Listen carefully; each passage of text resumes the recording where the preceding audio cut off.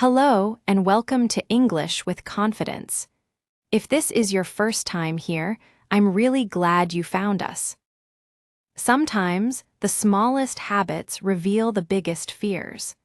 Today's story is about one of those small habits and the ordinary lunch that finally changed it. My name is Priya, and for almost a year after moving to a new city, I had a quiet habit I never talked about. Whenever I ordered food anywhere, a restaurant, a cafe, even a small food truck, I pointed. I pointed at pictures on the menu, pointed at items in a display case, pointed at whatever someone else in line had just ordered. I told myself it was just easier that way, faster, simpler. But underneath that excuse was something quieter. I was afraid that if I actually spoke the words out loud, I would say something wrong, mispronounce something, and the person behind the counter would stare at me, confused. So, pointing became my safest option.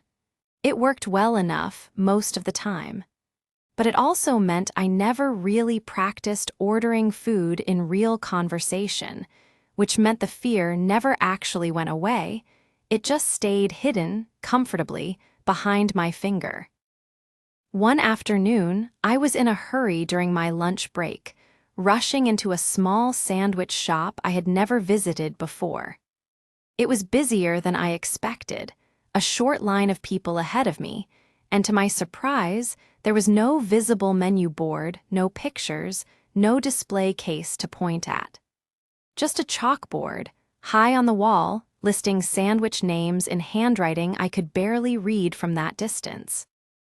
My stomach tightened immediately. For the first time in months, pointing wasn't an option. The line moved quickly, and before I felt ready, it was my turn. The young man behind the counter smiled and said, "Hey, what can I get for you?"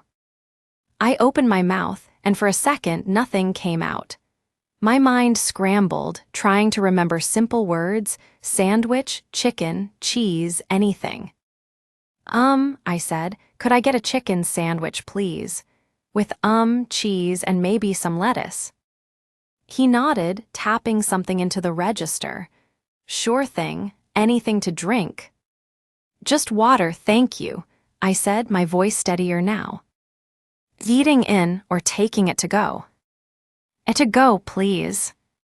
He read my total back to me, and I paid, and that was it. The entire conversation lasted maybe 30 seconds. No confusion, no strange look, no mistake worth worrying about at all. I stood off to the side, waiting for my sandwich, and I actually laughed quietly to myself. All those months of pointing, all that quiet anxiety before every single order, and the real moment, when it finally happened without any pictures to hide behind, was almost embarrassingly simple.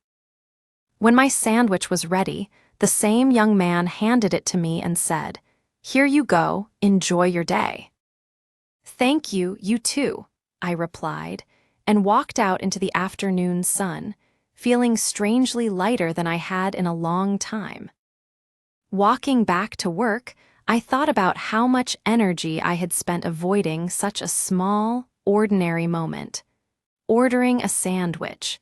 Something children do every day without a second thought. Yet for almost a year, it had quietly represented one of my biggest fears in this new language. The next day, at a different cafe, I noticed a menu with pictures. The option to point was right there in front of me, easy and familiar. But instead, almost as an experiment, I chose to speak instead. "Could I get a small coffee, please, with a little milk?" It felt only slightly uncomfortable, and then, just like that, it was done. I started doing this deliberately after that, choosing to speak instead of point, even when pointing would have been easier. Some days, my sentences came out smoothly. Other days, I paused, searched for a word, or asked the person to repeat something back to me. But each time, the fear grew just a little smaller, the same way pointing had once made it grow quietly larger. If there's some small daily habit you've been using to avoid speaking English, ordering food, asking for directions, requesting something small in a shop, it might be worth noticing today. Not because those habits are wrong, but because the fear behind them often feels much bigger in our heads than it ever turns out to be in the actual moment. The same way mine did over a simple sandwich on an ordinary afternoon. If this story helped you today, please subscribe to English with Confidence for a new story every week. And if you know a friend who is also learning English, share this video with them. You might be exactly the encouragement they need today. Thank you for spending this time with me. Keep practicing, keep believing in yourself, and I'll see you in the next story.